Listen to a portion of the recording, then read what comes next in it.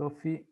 Y como les decía antes, lo que vamos a hacer hoy es ver algunas cositas de sensores y algunas otras cosas sueltas que quizás merezcan la pena adelantar. Entonces, ¿ven ahí mi pantalla, un PowerPoint? Sí, se ve. Ahí está, modo presentación, perfecto, ahí estamos.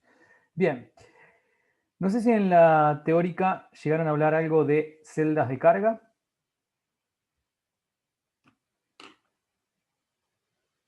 Por lo menos hasta las que yo escuché, no. No. O sea, yo... ¿Qué se imaginan que es una celda de carga? Más o menos. No vamos a una clase teórica, pero sí vamos a tratar de revisar algunas de estas cosas para tratar de entenderlo y porque seguramente puede aparecer o algún problemita en la guía o a veces aparece algo en los parciales y está bueno que entendamos más o menos cómo funcionan estas cosas. ¿Alguna idea? Celda de carga. ¿Qué es? ¿Con qué se come? Nada. Es un sensor.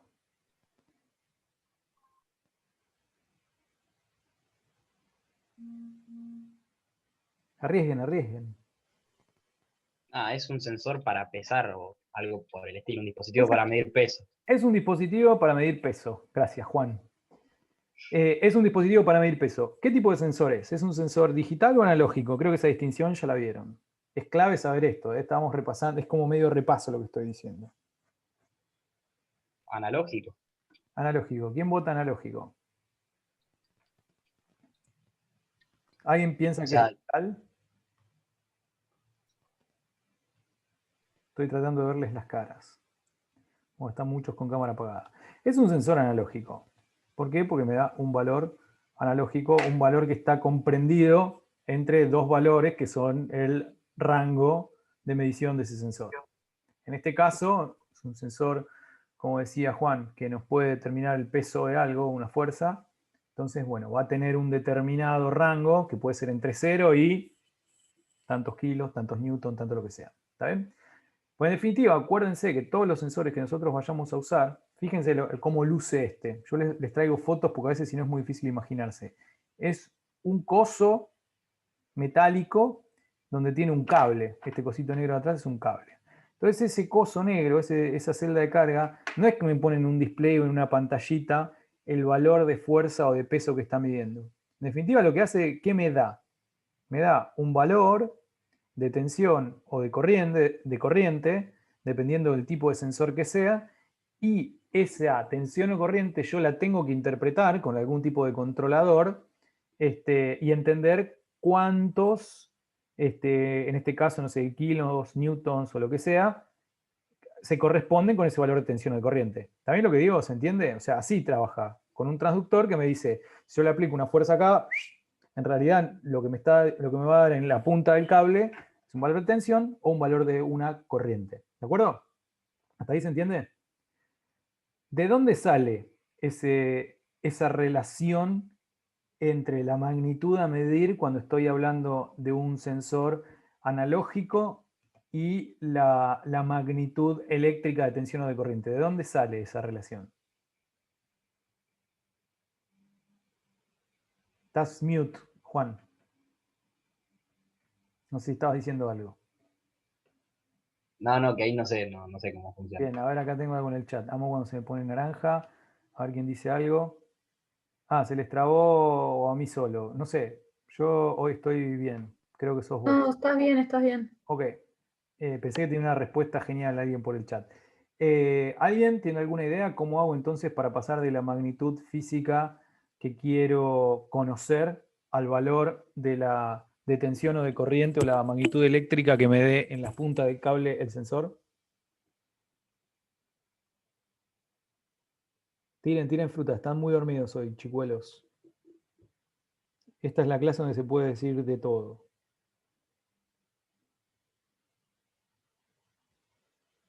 Nada, ni una idea.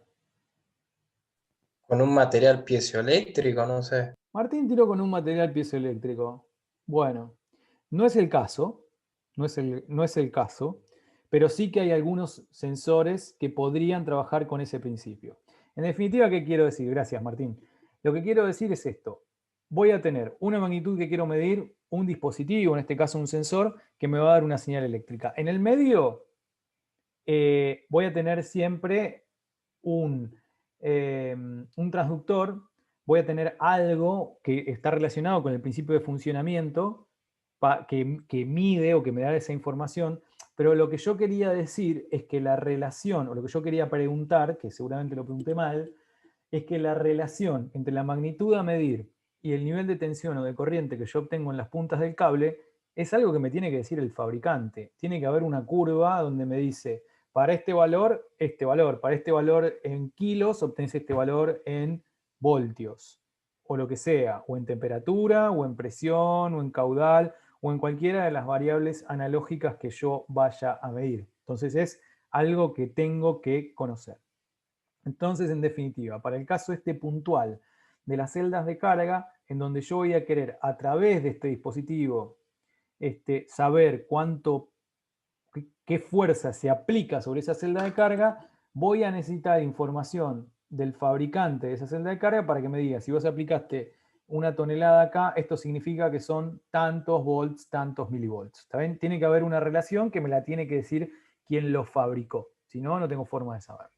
Entonces, con eso en mente, les voy a leer el enunciado de este problema, de este ejercicio, y vamos a ver cómo uno debería resolverlo. ¿Está bien? Les dije que la clase de hoy puede ser un poco, quizás, aburrida. Lo siento, pero es lo que nos toca. Y entonces voy a leer el ejercicio. Dice así. Se desea pesar un tanque que tiene 3 patas. Su capacidad total del tanque es de 9 toneladas y se cuenta con 4 celdas de carga de 4 toneladas de carga máxima cada uno. Tengo un tanque, 3 patas, el tanque como carga máxima tiene 9 toneladas. Se disponen de 4 celdas de carga cuya capacidad máxima de medición es de 4 toneladas. Después me dice, si la sensibilidad informada por el fabricante de las celdas es de 2 milivolts por volt y la alimentación eléctrica disponible es de 10 volts, pide esquematizar el montaje, indicar cuál será la señal que entrega la celda de carga, que entrega cada celda de carga cuando el tanque está al 50% de su capacidad. Este problema es un problema simplísimo, pero me sirve como para que charlemos un poco de qué son y cómo se usan las celdas de carga. Primera cosa, pregunta. Si mi tanque tiene 3 patas y tiene 9 toneladas, y yo dispongo de 4 celdas de carga, de 4 toneladas de carga máxima cada uno, ¿cómo se les ocurre que utilizarían las celdas de carga que tienen disponibles para medir el peso que tenga el tanque? ¿Qué se les ocurre? Una en cada pata. ¿Pero tienen que ir sí o sí en las patas? No, la pregunta es, ¿hay que usar las 4 celdas sí o sí o no? Amo las preguntas que hacen. ¿Tienen que ir en las patas? Una en cada pata. ¿Tengo que usar las 4? Bien, son todas las preguntas que nos hacemos. Entonces ahora vamos a tratar de ensayar algunas respuestas. ¿Tengo que usar las 4? Vamos primero a la pregunta que creo que hizo Flor. Y la verdad que no, nadie me dice que use las 4. Okay. Es como una trampita en el enunciado, una cosa medio boluda que alguien puso ahí, que no sé ni quién lo escribió, pero es, no, si no necesitas usar las 4, no las uses. O sea, usá las que te hagan falta. Podría ser que si la capacidad de carga de las celdas de carga fuera menor, necesitaras usar más de una, pero a priori no es el caso. ¿Qué pasa? No me acuerdo quién lo dijo, si fue Sofi, si uso... No, Sofi dijo si era necesario en las patas. No sé quién dijo, pongo una en cada pata. Si yo pongo una en cada pata, suponiendo que el tanque es simétrico, que reparte igual el peso y demás, que vamos a hacer esa suposición, aunque no lo diga, si el tanque pesa o su capacidad máxima es de 9 toneladas, en cada una de las patas a priori descargaría 3 toneladas, ¿están de acuerdo? Física 1, no sé, o no sé ni qué materia. Descarga en forma pareja el peso, ¿de acuerdo? Entonces, si descarga en forma pareja el peso y el peso es de 3 toneladas en cada pata y tengo celdas de carga de máximo de 4 toneladas, podría proponer que la forma de uso es poner una celda de carga de 4 toneladas en cada una de las patas y la cuarta me la meto en el almacén por si en algún momento se me rompe una y la uso de recambio. ¿Está bien? Entonces esa podría ser la respuesta y de hecho esa es la respuesta. La pregunta que hacía, creo que fue Sofi, es ¿necesito ponerlas en las patas? Bueno, la verdad es que depende. Como acá no me está diciendo absolutamente, no me está dando más información, a priori voy a decir, y sí, las voy a poner en las 3 patas que me dice que tiene el tanque y a lo mejor, a ver si lo tengo en la siguiente slide, podría pensar que si tengo ahí un tanque visto desde en planta, pondría, y tiene sus patas en forma equidistante, pondría las celdas una en cada una de las patas. ¿Está bien? Hasta ahí. Sí, más que nada lo pregunté porque no sabía si había que, o sea, si había que usar las 4, la estrategia de una en cada pata no funcionaba, por eso. No dice nada. No, por eso. Y esta estrategia. Podrían ir en, qué sé yo, en la base también, por decirte. Por supuesto. Ok. Lo que estás diciendo está ok. Podría hacerse de otra manera. Con la información que tenemos en este ejercicio. Obvio, y si estás podés diciendo usar que lo menos, uses así. está. Exacto. Sí. Bien. Entonces, una vez que tenemos esto, lo otro que nos preguntaba es lo siguiente, o la información que nos da. Nos dice, la sensibilidad informada por el fabricante de las celdas es de 2 milivolts por volt. Ahora vamos a ver qué significa eso. Y la alimentación eléctrica disponible es de 10 volts. Lo que nos está queriendo decir todo esto es, esta celda de carga yo la voy a alimentar con una fuente de 10 volts, ¿está bien? Y me va a entregar por cada volt que yo le dé alimentación, 2 milivolts. Ahora vamos a ver qué significa eso. Esto significa lo siguiente. Esperen que acá, no sé si a ustedes se les tapa con esto o no. Acá, cuando hablamos de sensibilidad, es la variación de la salida producida por la variación de la entrada. ¿Qué quiero decir con esto? Quiero decir lo siguiente. Si tengo 3 celdas, esto es lo anterior, ¿no? Perdón, esto es lo anterior. Si tengo 3 celdas que miden 4 toneladas cada una, la capacidad que tengo descargando el peso me da de 12 toneladas, cuando mi capacidad máxima es de 9, verifica, chau, felicidad, sirve. Y entonces fíjense esto, por cada volt que yo tenga, lo que va a hacer es me va a entregar como señal del valor o de la magnitud a medir 2 milivolts. En este caso, como lo estoy alimentando con una fuente de 10 volts, el mayor valor que me va a dar es de 20 milivolts. Entonces, fíjense, esto es todo muy, muy pavo, por eso voy a ir muy rápido con este ejercicio. Como me decía, ¿cuál va a ser el valor que me va a entregar cada una de las celdas de cargas cuando el tanque esté al 50% de su capacidad? 50% de su capacidad serían 4 toneladas y media. Entonces digo, si cada una de esas celdas de carga me entregan 20 milivolts, cuando yo tengo en cada una de esas celdas de carga 4,5 toneladas dividido en 3, hago una regla de 3 simple y lo que me va a decir es que me va a estar entregando cada una de esas celdas de carga 7,5 milivolts. Entonces, la conclusión es, cuando yo tenga en las celdas de carga que, repito, si todo estuviera equilibrado y todo funciona perfecto y qué sé yo, siempre deberían darme el mismo valor. Cuando tenga en la celda de carga, en la que sea, en la 1, en la 2 o en la 3, 7,5 milivolts, lo que estoy pudiendo inferir es que ese tanque tiene 4,5 toneladas de lo que sea adentro. ¿Se siguió? ¿Se entendió cómo es esto de las celdas de carga, cómo funciona y cómo yo puedo inferir una magnitud, en este caso, de fuerza o de peso en una señal eléctrica? En este caso es una pavada, es muy simple. Se entendió perfecto. Genial. Muchas veces le va a pasar que con otros, en el caso de las celdas de carga, en general lo van a ver de esta manera, pero supónganse que tienen un sensor de temperatura, lo que van a tener es una curva del fabricante que te va a decir que puede ser más lineal o menos lineal, puede responder a distintos tipos de curva. Entonces, cuando vos quieras medir una determinada magnitud, tenés que ir a la curva del fabricante y ver a qué se corresponde. ¿Está bien? Sigo adelante. Esto es un ejercicio, se los voy a enunciar rápido, no le vamos a dar mucha bola porque esto después yo se los voy a pasar para que lo tengan y para que lo puedan practicar. Esto es un ejercicio que se tomó alguna vez en un parcial, que es muy parecido al anterior, que dice, se tiene una celda de carga con sensibilidad 1 milivolt por volt, capacidad de carga de 10 toneladas y soporta una alimentación eléctrica que va de 10 a 20 volt de corriente continua. Y pedía dibujar una curva de transferencia para los valores mínimo, máximo e intermedio de la alimentación eléctrica, o sea, para 10, 15 y 20 volts, calcular e identificar los gráficos el valor de salida de la celda de carga del 40% de su capacidad, es decir, si tiene 10 toneladas, lo que te está pidiendo es que sea para 4 toneladas, y después te decía, bueno, escribe el principio de funcionamiento e indicar algunas consideraciones sobre la utilización de pesaje en tolvas y silos. Esto es algo como más para que ustedes se explayaran teóricamente con lo que vieron o van a ver en las clases teóricas de sensores, que acá no vamos a profundizar en eso. Pero en definitiva... Perdón, Andrés. Sí, Perdón que te corte, ¿cómo estás? bien.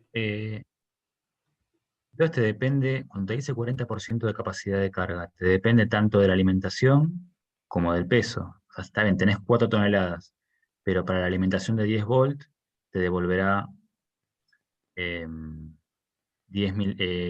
4 milivolt, para la alimentación de 20, 8 milivolt, y para la de 15, 6 milivolt. O sea, te depende tanto de la capacidad como del voltaje de alimentación. Este chico es una luz, es lo que vamos a ver a continuación. Es exactamente esto, por eso lo dije que les voy a pasar rápido, porque es medio una pavada, pero a veces cuando uno no se lo cuentan no sabe ni de lo que le están hablando. Por eso esto es una clase que yo trato de aprovechar, ir a los recontraganchos, porque es muy simple. Justamente lo que vos decías, Leo, es para los 10 volt, lo que voy a tener son una señal de 4 milivolt, para la de 15 volt voy a tener 6 volts, y para la de 20 volt voy a tener 8 volts de señal de salida. ¿Por qué les traigo esto? ¿Por qué les traje este ejercicio que es re pavote? Porque alguna vez cuando lo tomamos en un parcial, no sé si es porque no lo explicamos, porque no lo estudiaron, porque no lo leyeron, fallaron infinitos. Entonces es algo tan pavo que prefiero perder 5 minutos para explicárselo. Pero es exactamente lo que vos dijiste. Este enunciado, lo que pretendía que ustedes hicieran, justamente es, te doy algunos valores que tienen que ver con la alimentación del elemento y otros que tienen que ver con un valor específico, que a alguien se le ocurrió pedir el 40% de la capacidad máxima, que en este caso, como son aparte de números muy redondos, es muy fácil sin siquiera hacer ningún tipo de cuenta. La respuesta es esto, es para 10 son 4, para 15 son 6 y para 20 son 8 milivolt. Se finí. Esto es todo lo que teníamos para hablar de este ejercicio. ¿Se entiende? Es súper fácil.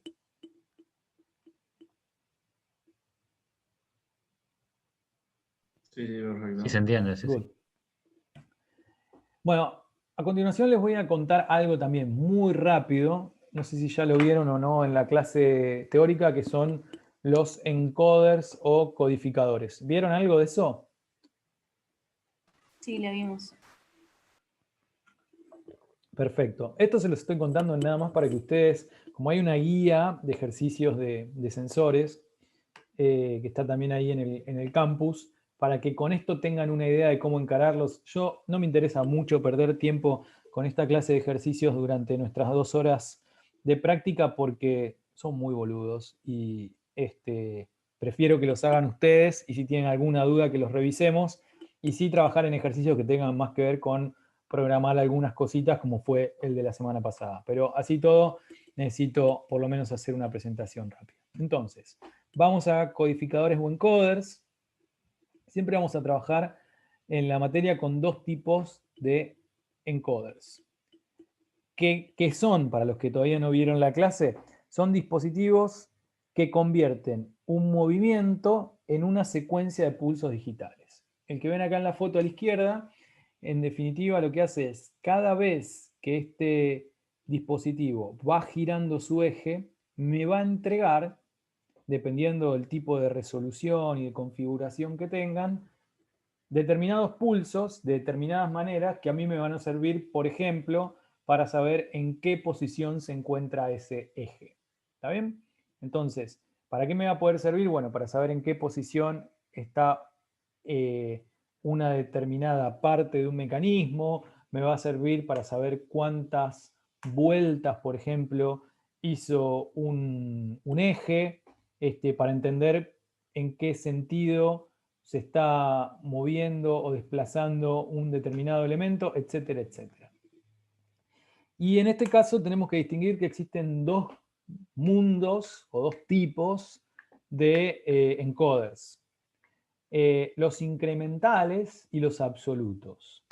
Los incrementales, medio que su nombre lo dice o lo deja ver, cuentan bits, van contando bits o van emitiendo bits, y permiten medir o definir movimientos relativos. Movimientos relativos es de un lugar hacia otro lugar, de un lugar inicial hacia otro lugar final o intermedio, pero son movimientos relativos.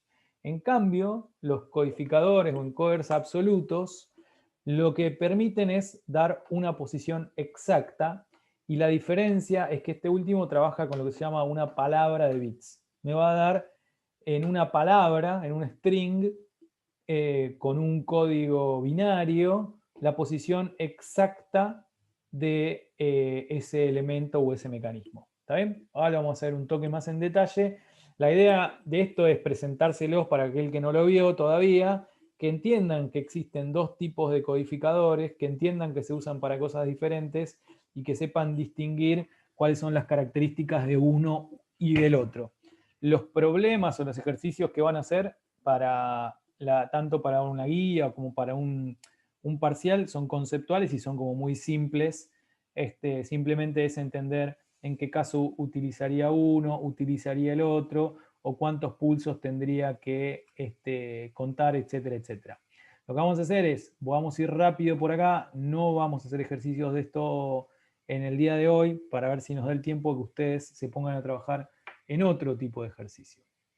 Entonces, fíjense que acá hay un pequeño resumen, una tablita que yo generalmente les digo, les traigo resúmenes en tablitas de cosas que les pueden ser útiles, porque tabla van a encontrar 150 millones. Fíjense que la diferencia entre el incremental y el absoluto, como les decía antes, el incremental me va a dar siempre pulsos. ¿Está bien? Me va a dar pulsos en distintos tipos de pistas, que ahora vamos a ver para qué me sirven. Pero en cambio el absoluto, como les decía, me da un código binario, me da una palabra, me da una posición exacta en 2, 3, 4, 5, 6, 8, 10 bits, y en función de la cantidad de bits que yo use es la definición o la resolución que voy a tener. Y ahí es la siguiente línea.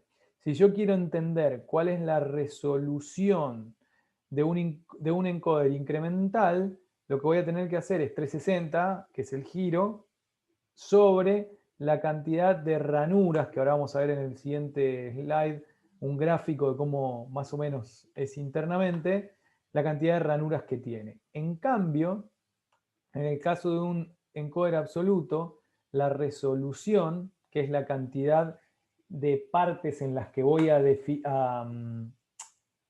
dividir el entero, que es el giro completo, va a estar dado por el número de pistas, que ahora vamos a ver que en un caso son ranuras y en otro son pistas, que justamente es la definición en binario de los bits que voy a tener para ese tipo de encoder. ¿Está bien? En general, también algo interesante es que el caso del absoluto necesita mayor cantidad de entradas cuando lo conectamos a un PLC. Ya sé que todavía no vimos PLC, pero ya de alguna manera nos vamos metiendo. Lo que voy a necesitar es más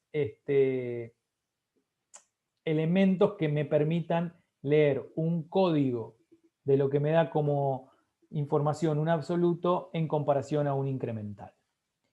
¿Y cómo determino la posición? La posición, en el caso del incremental, es de acuerdo a los pulsos que se produce, de acuerdo a una marca de referencia que me indica el estado inicial o un giro, por ejemplo. En cambio, en el absoluto, como les decía antes, se determina por la palabra de salida que da la posición exacta. Para que entiendan un poco qué es el absoluto, imagínense que yo quisiera tener una posición exacta para un giro en 8 posiciones, como yo cortara la pizza en 8, ¿cuántos bits necesito tener? Esperen que voy a dejar de compartir un minuto, así les miro las caras. Si yo corto una pizza en 8 y yo quisiera en binario definir cada una de las posiciones de corte, no de la pizza, sino del corte, ¿cuántos bits necesito para formar y para decir sin lugar a dudas cuál es cada una de esas posiciones? ¿Quién se lo acuerda? Es fácil. ¿Son 3? 3, excelente. Porque voy a tener la posición, si quieren, a las 12, que es el 000, la siguiente posición que va a ser el 001, la siguiente que va a ser el 010, 011 y así sucesivamente. Entonces, con 3 bits puedo tener 8 posiciones. Con 4 bits, ¿cuántas posiciones puedo obtener?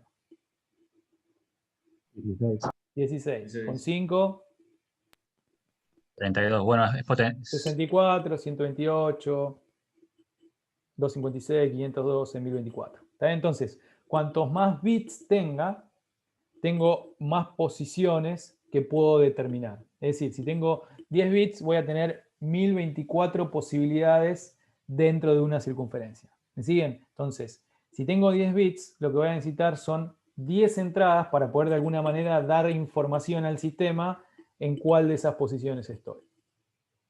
¿Siguen? Bien.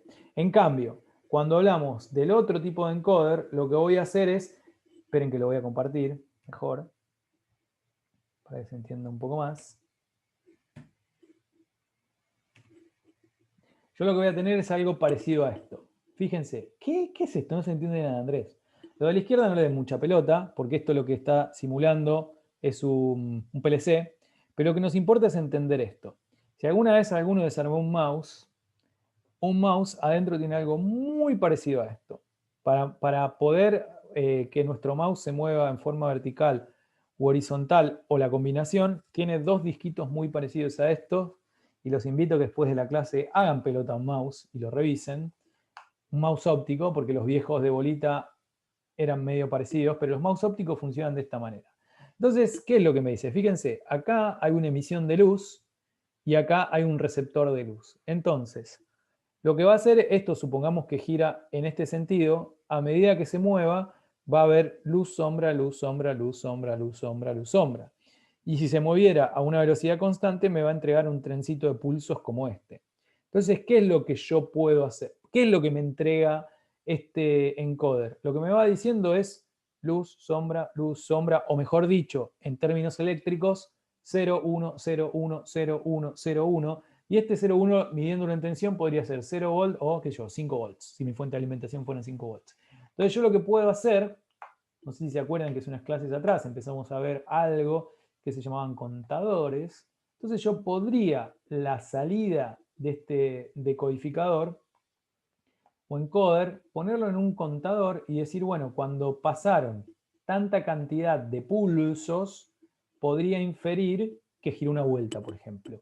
Obviamente, para eso tengo que saber cuántas ranuras tiene mi codificador. Tengo que conocer los dispositivos. Por eso lo que estamos haciendo en esta clase de hoy es entender un poco más allá, no tanto el principio de funcionamiento, sino lo que me va a entregar ese dispositivo para ver cómo yo puedo procesar esa información y aplicarla sobre el automatismo. Supongamos que este decodificador tuviera 40 ranuras. Cuando llego y conté 40 pulsos, lo que voy a saber es que ese encoder giró una vuelta.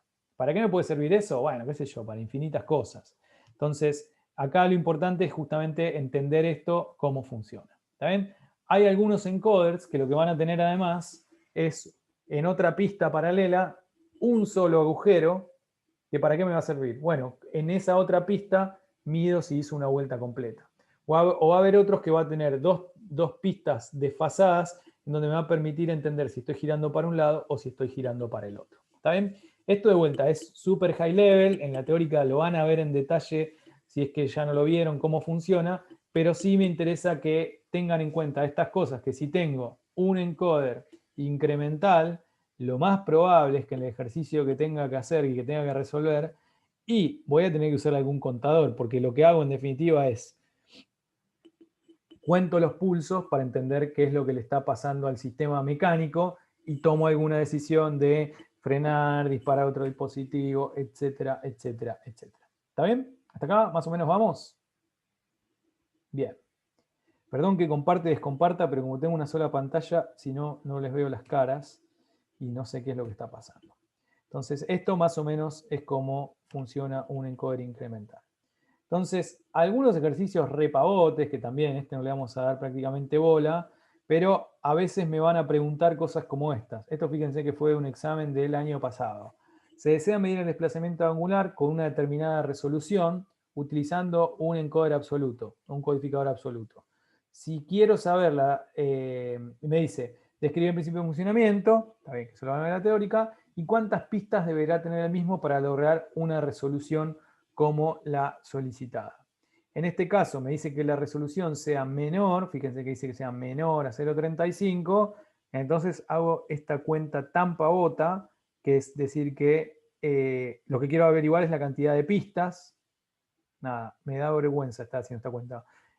Aplico el logaritmo pi, pi, pi, pi, y el número que me da el entero mayor, o el próximo entero, esta cuenta debe dar 9 y algo, por eso se requieren 10 pistas. Lo que estoy diciendo es que estoy requiriendo que tenga 10 pistas para poder formar las palabras, que es el 0,0000000, 0,0000001 y así sucesivamente. ¿Está bien? Sigo adelante. Bien, hasta acá estuvimos bien, vamos bien, ¿se entendió todo?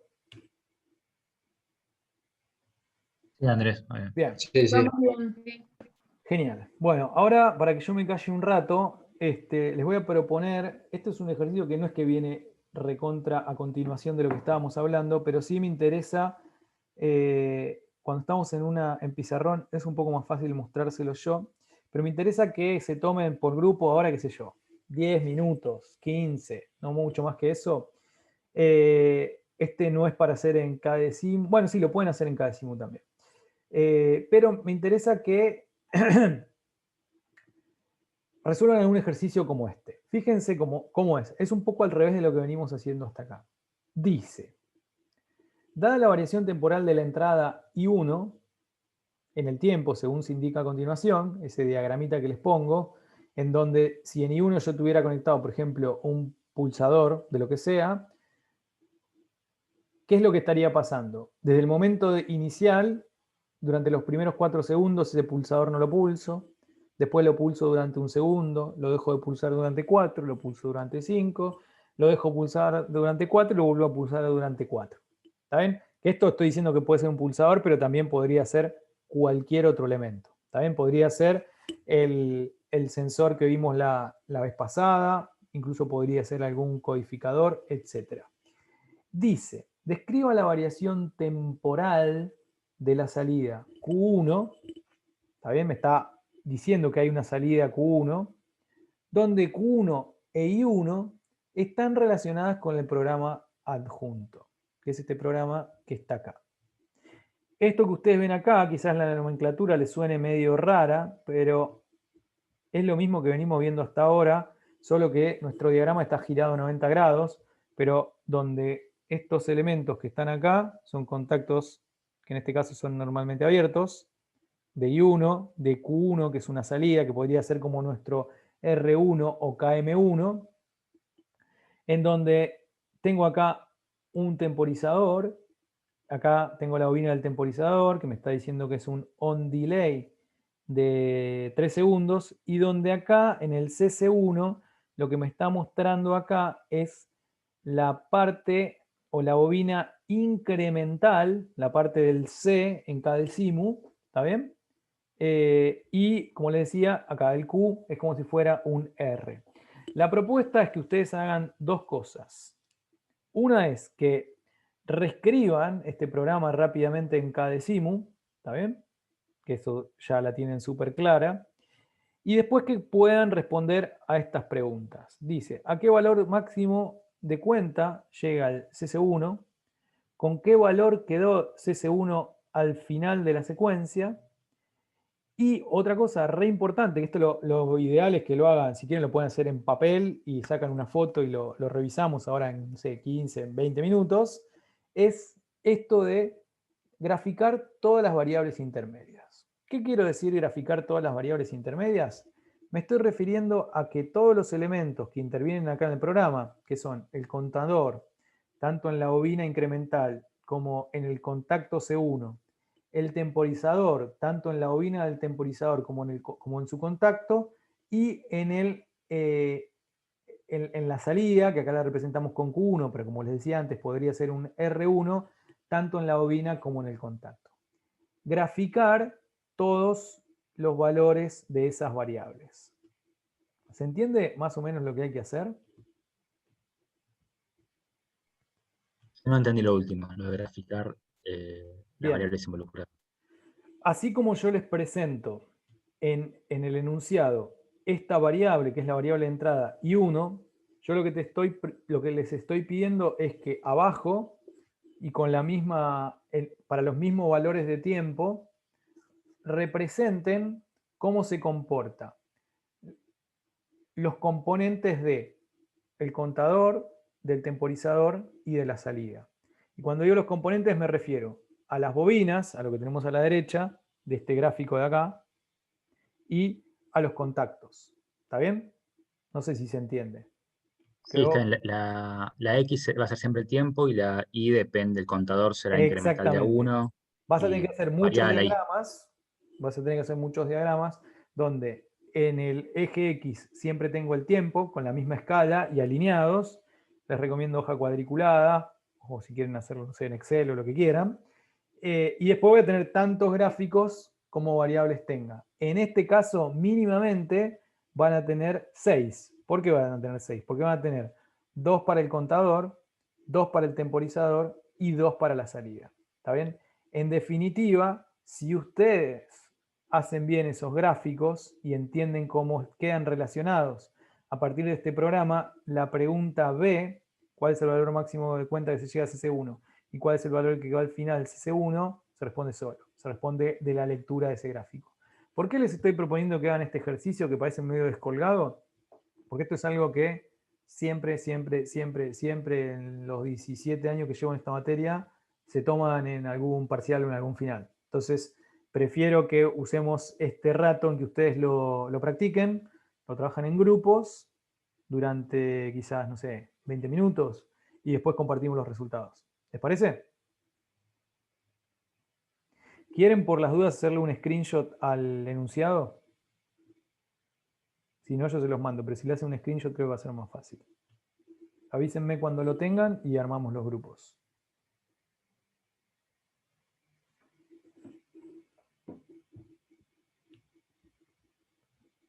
¿Está? Bien. Si a alguno le faltó, me avisa y se lo mando. Entonces.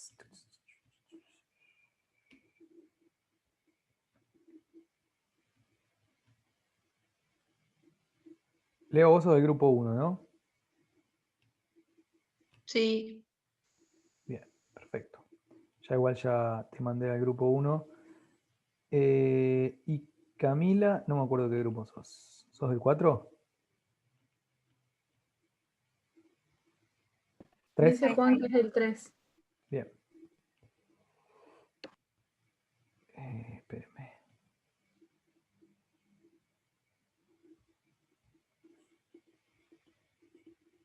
¿Cómo hago ahora para asignar más gente? Bueno, ahí va, ¿eh? Opciones.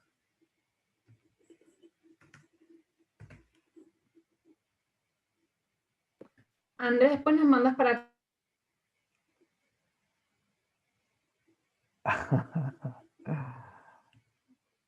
Asignar grupo 2.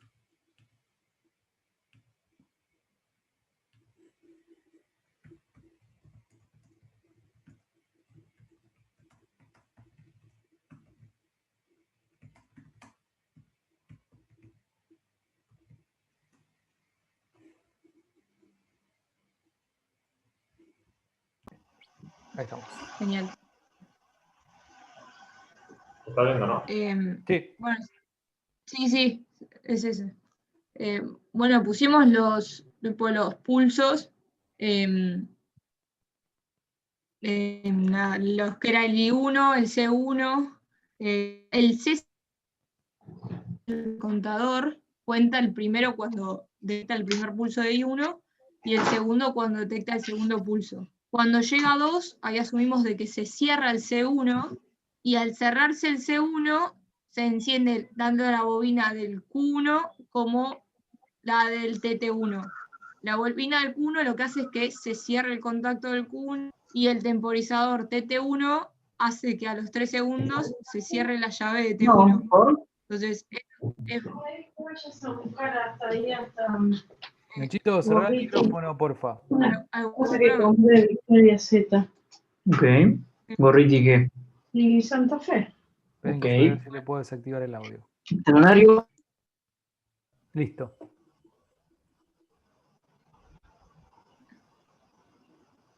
ahí sí, perdón, es sí, que sí. entre que mi internet está muy mal, No, dale, Mori, dale. los escucho medio como que. Seguí, que es genial. Bueno, y después lo que hicimos, la duda era de, que se nos presentó era decir, bueno, si el contador cuenta, ¿no? Los pulsos, cuando se mantiene cerrado, que cuenta hasta el 2, solo va a contar cuando pasa de 0 a 1, que eso lo anoté ahí abajo, que si a alguno le interesa, cuando pasa de 0 a 1. Entonces, solo pasa de 0 a 1 2 veces, porque cuando se prende T1, digamos que pasa de 0 a 1, ya el I1 está, digamos, en 1, entonces no cambia. Y cuando se vuelve a prender el I1 en la última parte de 4, cuando se vuelve el I1 al final, ya está prendido tanto Q1 y T1 que lo alimentan. Entonces tampoco vuelve a contar porque ya estaba en 1. Entonces el contador 2 y el valor máximo que llega es 2, porque nunca suma más. Impecable. Gracias, Mora. ¿Alguien piensa algo distinto de Eso lo es que acaba de explicar Mora? Nosotros tuvimos una duda con el tema de si el contador, una vez que llegaba a 2, tenía que resetearse o si directamente quedaba activado, porque si lo hacía que se reseteaba, te iban o sea, te iban a cambiar las cosas y no te iban a quedar todo activado todo el tiempo.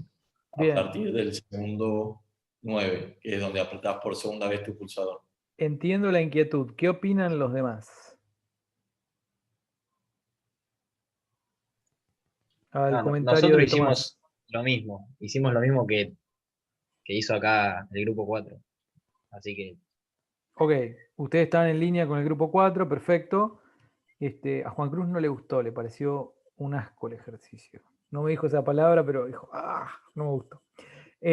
Lo que propone Tomás, o lo que dice, o lo que pregunta, creo que es en el tercer flanco ascendente del I1, que creo, si no entendí mal, déjenme que voy a hacer un garabato acá, voy a anotar, a ver si entiendo. Vos decías por acá, Tommy, que acá se reseteaba el contador. Claro, nos quedaba la duda si el contador se iba a resetear cuando vos dejabas de apretar el I1, o sea, a los 14 segundos. Vos, no sé si me seguís. Los 14 Así segundos, sería, los 14 segundos son acá donde estoy dibujando ahora. claro, ahí. Bien. Y si no, lo otro que habíamos hecho también, nosotros también, era que iba a contar un 3, porque lo Bien, probamos en Gaisimu. está buenísimo lo que traes, Tommy. Vamos a usarlo para aclarar algunas cosas. Que creo que incluso tiene un poco que ver que recién mientras ustedes estaban trabajando, yo también lo volví a releer, el comentario que vos me enviaste por el Classroom, que era cómo iban funcionando las entradas o la detección de los diferentes sensores, el capacitivo y el inductivo. En este caso, y voy a, esto digamos para todos, tratar de usar esto que preguntaba Tommy como ejemplo. A ver, el contador va a contar y incrementar en 1 su valor de cuenta, como explicaba antes Mora, cada vez que recibe un pulso. Voy a tratar de dibujarlo por acá, así todos lo tenemos a mano.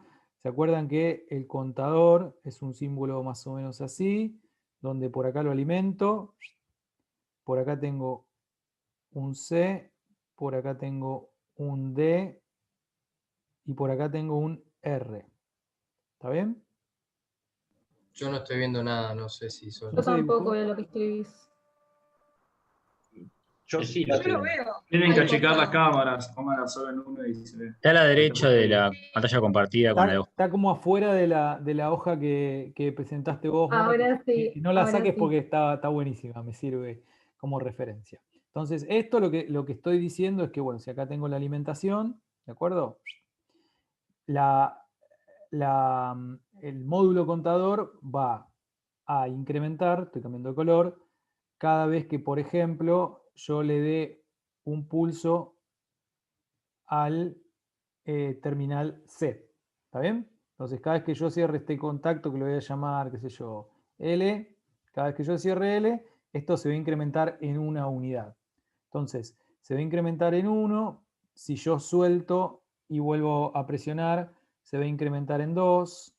Si yo suelto y vuelvo a cerrar, se va a incrementar en 3. ¿Está bien? Y así sucesivamente.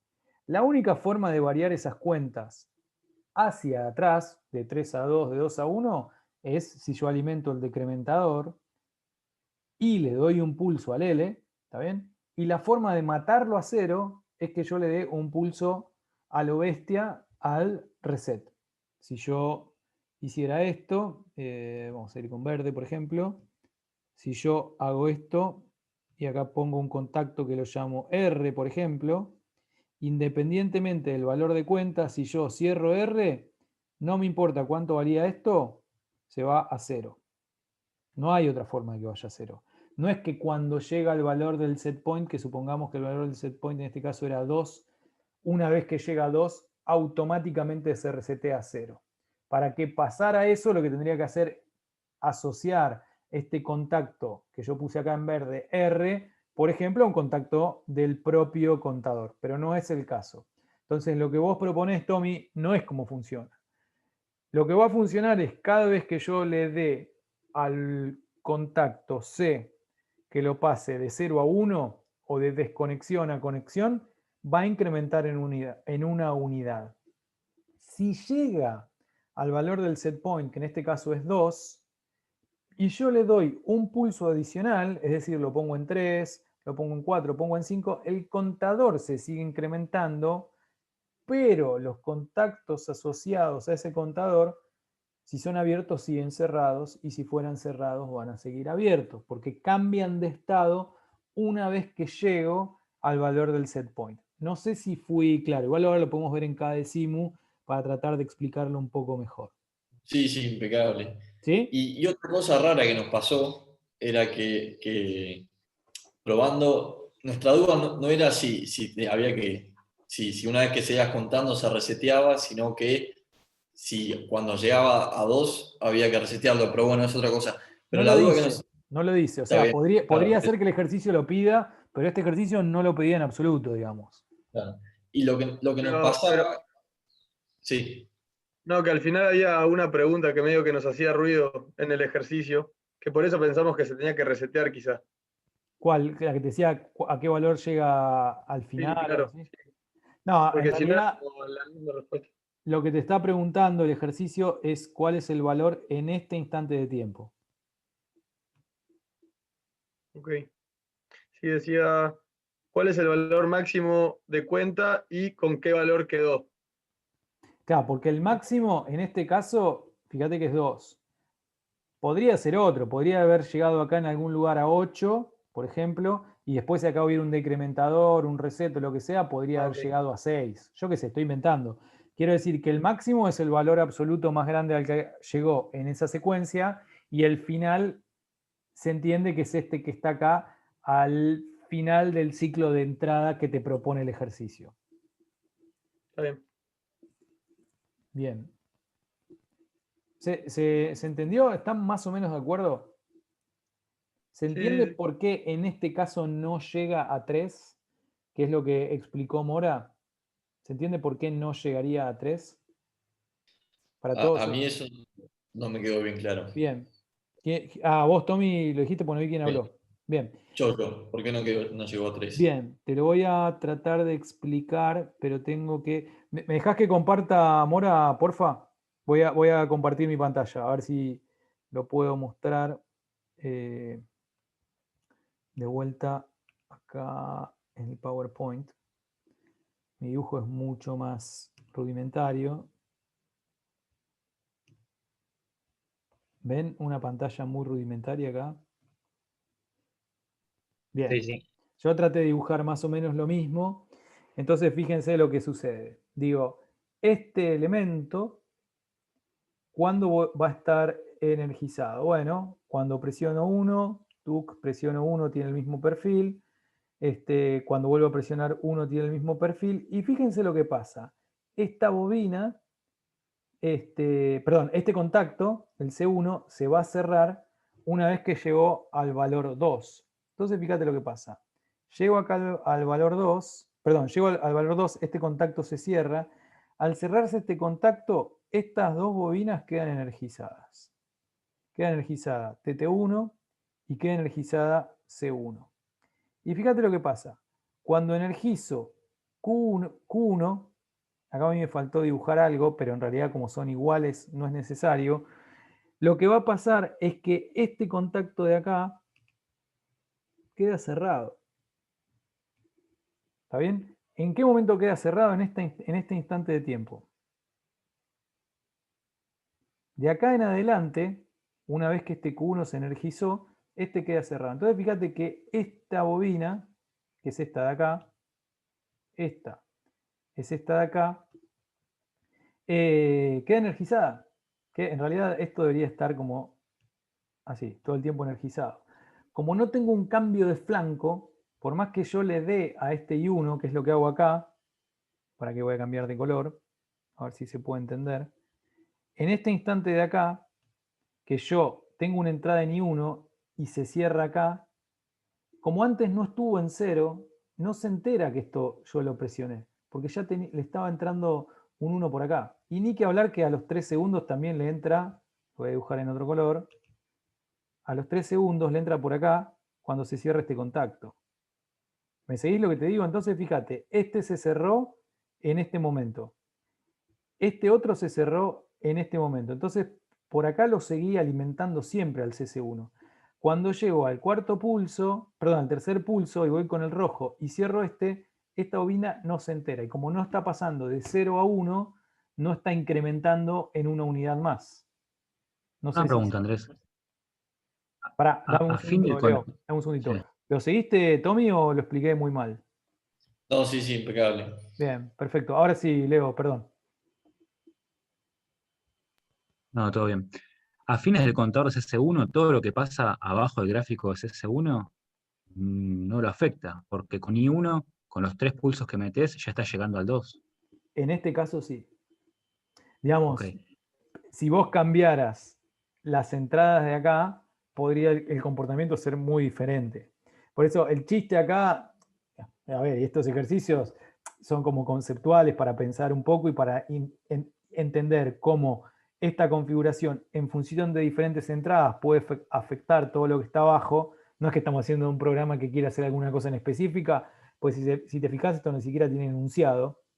Pero lo que quiero decir acá es que hay que revisar qué es lo que va pasando en la relación entre este elemento, perdón, al revés, este elemento, cómo afecta y este elemento, digamos, la bobina del contador, cómo afecta el contacto. Y a la vez cómo afecta el Q1 y el Q1 cómo afecta el C1, etc. Hay que mirarlo como un todo. Lo que no pueden hacer es mirarlo en forma independiente, porque si no, ahí es donde vos podés dar una respuesta que sea equívoca.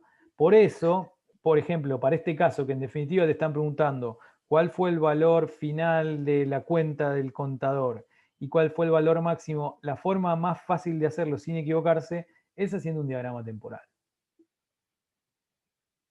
Sí, lo que nos hacía ruido cuando lo estábamos viendo era la función de Q1, o mejor dicho, de T1, porque como Q1 ya se energizaba, Sí. decíamos, ¿para qué hay un temporizador que encima se activa 3 segundos En después este si caso no no sirve afecta en para nada a ese nada. segundo?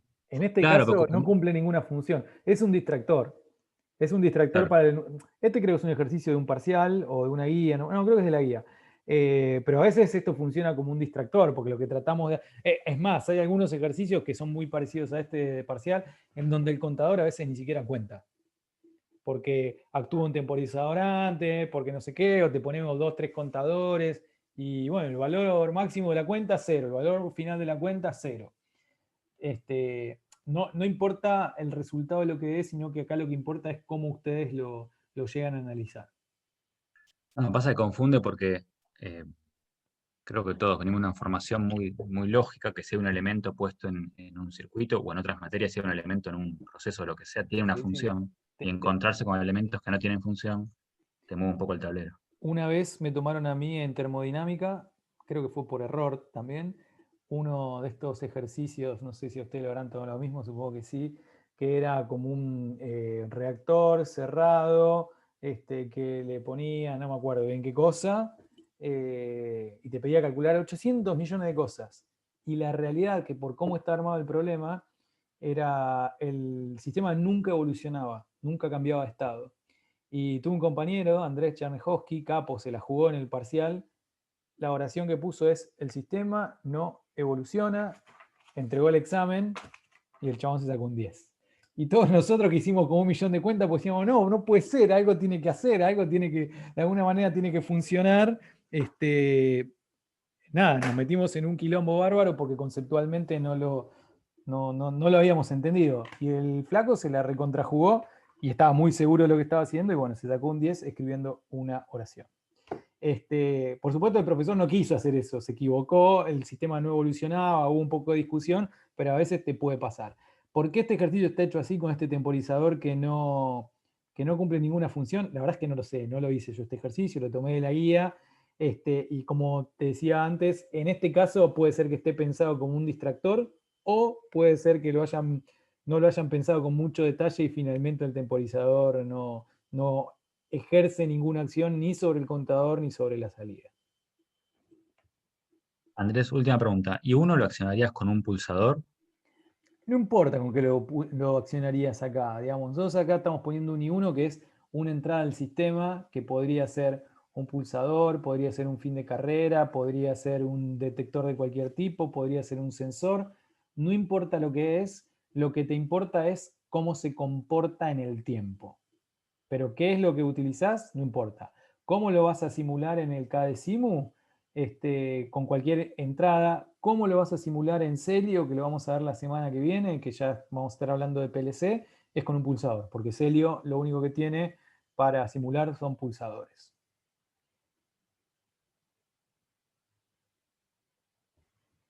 ¿Sí? ¿Respondí? Sí, perfecto. Bien. Andrés, una pregunta que siempre me surge cuando estamos poniendo un contador, viste que te dice límite a la conexión y límite a la desconexión. Sí. ¿Me puedes explicar qué hay que poner en cada uno, cuál es cuál? Porque yo, para mí, intuitivamente es límite a la desconexión y pones 2, pero en realidad creo que es al revés y no entiendo cuál es cuál ni qué significa en realidad cada uno. Bueno, lo habitual es que nosotros trabajemos con el límite a la conexión. ¿Está bien? Que es cuando vas a cambiar de estado los contactos, si son abiertos se cierran, si son cerrados se abren. De hecho, cuando vayamos a Celio, vas a ver que solamente tiene límite a la conexión e interpreto, lo tendría que revisar porque no me lo acuerdo, que a la desconexión, que vos lo que podés tener es como un contador con 2 set points, uno para que conecte y uno para que desconecte, que de alguna manera podría llegar a funcionar como si fuera el reset. ¿Qué quiero decir? Si vos pones el set point en 2, el límite a la conexión en 2, una vez que llegás a 2, se van a cerrar los contactos. Claro, pero se cierran los Y si vos contactos y pones después el límite a la desconexión en 4, si vos seguís contando 3, 4, lo que va a hacer esos contactos los va a volver a la posición inicial. No lo sé, estoy imaginando, lo tendría que probar en KDesimu. Después lo pruebo y se los comento, pero estoy casi seguro que es de esa manera. Ok, porque siempre que lo estamos para conectar es como, nunca sé cuál es cuál ni por qué tengo que elegir uno o el otro y quería saber. Pero bueno, siempre limita la conexión, y, Sí. o sea, y si yo pongo 2, cuando pasen 2 pulsos me va a cambiar de estado el contacto. Sí, si es abierto te lo va a cerrar, si es cerrado te lo va a abrir. Perfecto, gracias. Bien. ¿Alguna otra pregunta de este tema? Es así como dijiste, Andrés. Recién lo probé. Excelente, gracias Juan. Bueno, les voy a robar 3 minutos más de la clase para contarles un ejercicio que les voy a proponer que lo hagan en la semana. Es el siguiente. Creo que en alguno de los slides que les compartí en algún momento ya estaba, pero nunca charlamos de él. Aguárdenme un toque. Esperen que comparto de vuelta. Es este ejercicio, este caso, que lo llamo el caso de las botellas. ¿Está bien?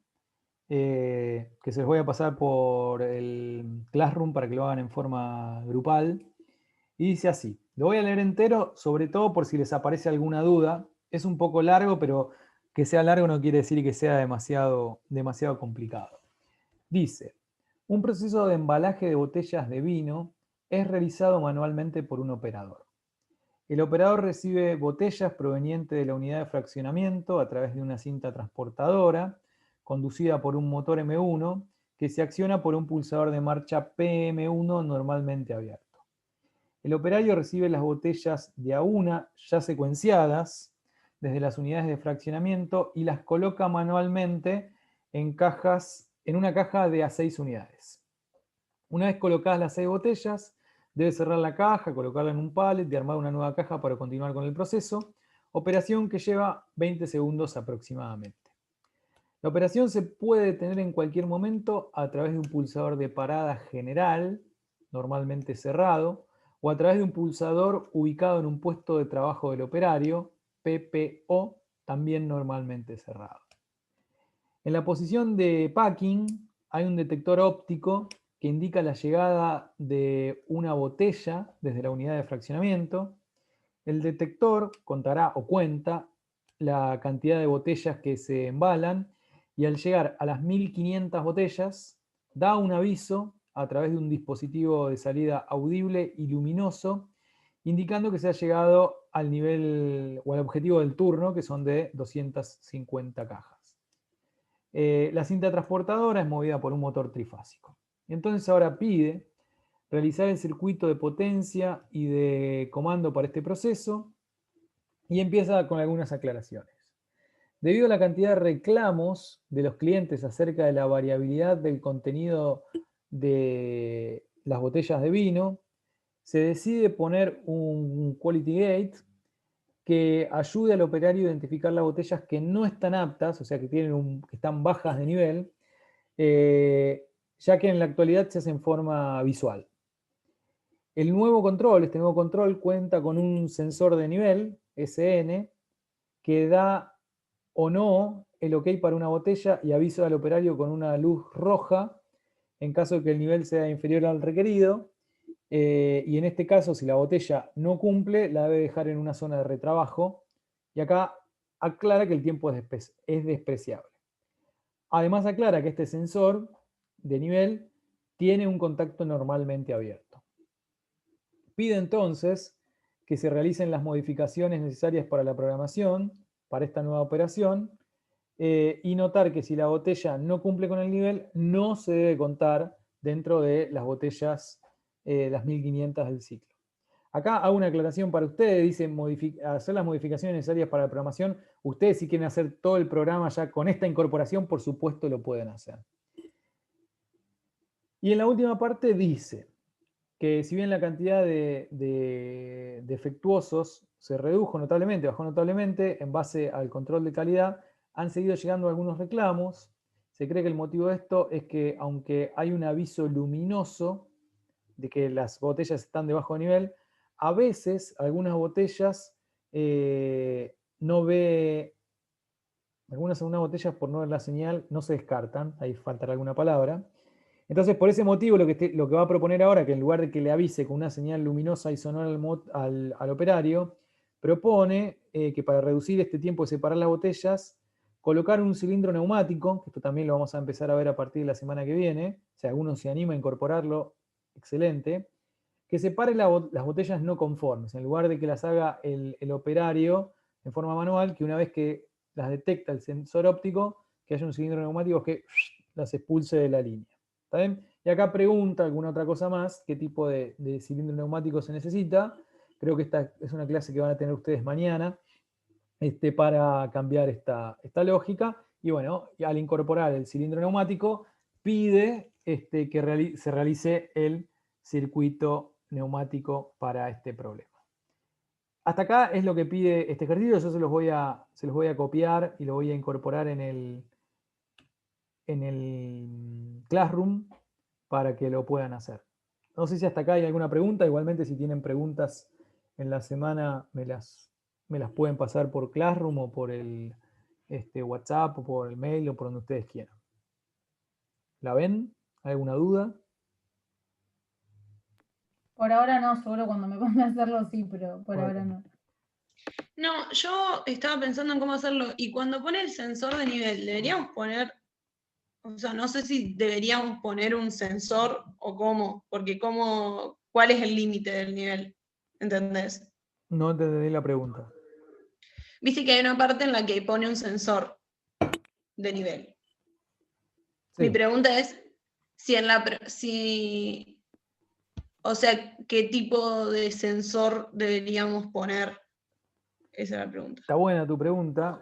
Creo que ahí decía un sensor óptico, no me acuerdo si lo decía o no lo decía. Ah, puede ser, sí, por Pero ahí porque lo leí rápido. Pero en definitiva, lo que te importa los efectos de la programación. Sí, es es que un vos vas a pasa, hacer no pasa en realidad. algo que te va a detectar un nivel de líquido. Por eso estoy acá, no sé si ves mi cámara. Imagino una botella, imagino un sensor, que yo lo pongo a una altura determinada y si detecta nivel de líquido, la botella está ok.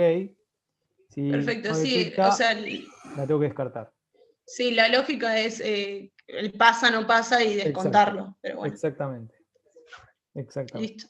Perdón, entonces la línea no para, lo que pasa es que el contador no cuenta esa botella, pero la línea sigue funcionando La normalmente. línea sigue funcionando, el contador no cuenta esta botella y en la primera versión dice, prende una alarma sonora y lumínica para avisarle al changuito, sacala, y en la versión más pro dice, como está viendo, evidentemente se están yendo algunas botellas con bajo nivel, quiere automatizar esa tarea, dice, pone un cilindro neumático que lo que haga es eliminar la botella de la línea, que me la saque, perdón, no se vio mi mano, que me la saque en forma automática un dispositivo neumático sin necesidad de que haya intervención del operario. Digamos, ese es como un elemento más que pide, y bueno, ahí te dice qué tipo de sensor, de actuador neumático utilizarías y demás. ¿Sí? ¿Se entendió?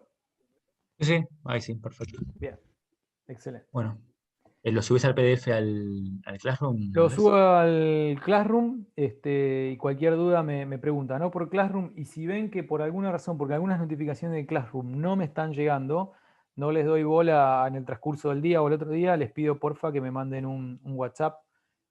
Yo entro a menudo a los mails y esas cosas, pero a veces algunas notificaciones random no me llegan. Así que me mandan y lo reviso para poder echarles una mano. ¿De acuerdo? Las entregas de los TPs y los mensajes privados por Classroom te llegan, ¿no? Sí, me llegan varios, pero algunos no me han llegado. Algunos no sé por qué. No sé si depende del mail. Todavía no le encontré el patrón, pero tanto en esta materia como en la otra, algunos no sé por qué no me llegan. Ah, porque nosotros hay uno de los grupales que no nos pusiste nada, pero no sabíamos si era porque no lo habías visto o... El último grupal, el de las cajas. No, el anteúltimo. El primero se podría decir. No me acuerdo Claro, o sea, cuál no era. el de este sábado. No me acuerdo cuál era, pero me fijo. Creo que era cuando había que hacer el individual y el grupal, el del estrella triángulo y el de los sensores del tanque, creo. Pero lo habías entregado vos. Ahí me fijo. Pero bueno, en todo caso, Andrés, fíjate, están entregados todos los del grupo. Pero En todo caso, Leo o alguna de las chicas del grupo 1, si quieren, mándenme para no empastar en todo el grupo, me mandan un mensajito de cuál le falta y lo reviso. Dale. Dale. Porque con Gracias. algunos me pasó que incluso les quise devolver un trabajo, no me acuerdo, fue con una de las chicas que se lo había avisado. Conmigo. Con vos, Sofi, y no me dejaba. O sea, estaba ok el trabajo y le quería poner devolver, y no me andaba. Algunas cositas del Classroom que a veces no funcan bien. Pero bueno, lo usamos como plataforma y si hay algo que falla, tenemos el WhatsApp como para poder comunicarnos también. ¿Los del sábado los recibiste todos, Andrés? ¿Los trabajos? Lo recibí los fotos? 4, sí. Pero recién los vi hoy de mañana y no llegué a dar respuestas. Pero bueno, 2 cosas. En general estaban bien y además tenían ustedes la respuesta. Por eso tampoco me enloquecí tanto por revisarlo. Generalmente si hay mucha disparidad en la resolución o hay alguna novedad, en general los uso como inicio de clase. Pero bueno, creo que vos no habías estado, vos no estuviste, Leo. La vez anterior, cuando vimos este ejercicio que ustedes lo hicieron, la clase cerró mostrándoles cómo lo había resuelto yo, creo que se los compartí todo, y la idea era como hacer las correcciones, por eso no era un ejercicio de cero, como Sí. es este caso el de las botellas. Lo que modificamos en ese fue que creo que agregamos un contacto normalmente abierto, porque lupeaba, si no infinitamente. Lo vimos hoy al cuando- principio de la clase, vos todavía no habías perdón, llegado. un poquito No tarde, pasa corté nada. tarde con el laburo. No pasa nada, pero lo que pasaba, te lo comento, es que el problema era que ustedes estaban utilizando el pulsador de marcha y lo hacían desde el circuito de comando y lo dejaban como si estuviera todo el tiempo presionado. Lupeaba por eso, no lupeaba porque el problema o porque la resolución no estuviera bien hecho. Pero después, si querés, te lo comento aparte. Era un error muy chiquitito. Bien, gracias. Bien. Por hoy terminamos la clase, les voy a enviar eso por Classroom y nos vemos el lunes que viene. Dale, muchas gracias. Dale. Bueno, Gracias. Muy bien. Andrés, ¿te hacemos unas consultas del Sí, TP obvio. nosotros? Claro, sí. Recordame la temática, Juan, que no me acuerdo cuál era. Lo del proceso de cerveza. Sí. Cerveza. Yo no me acuerdo si les dije, bueno, no me acuerdo. Háganme las preguntas y después si yo les había... No, yo te mandé un mail y te lo adjunté lo que teníamos hasta ahora, que igual no estaba también la parte del enunciado abajo del todo, o sea, no era nada oficial, pero te lo mandé como para que lo fueras viendo, pero no sé si pudiste ver algo. Yo creo que a ustedes les respondí. Espérame. Vos me lo Sí, me mandaste respondiste el mail de al de que Fiuba. hoy antes de clase no. Sí. Espérame que estoy tratando de reabrir el mail. O si querés compartirlo vos, lo que habías puesto. A ver, Espérame. ahí me fijo. Yo lo tengo, si quieren lo comparto. Dale, el que lo tenga más a mano. Sí, el mail nos contestaste, pero bueno, no sé si viste el adjunto que te habíamos mandado.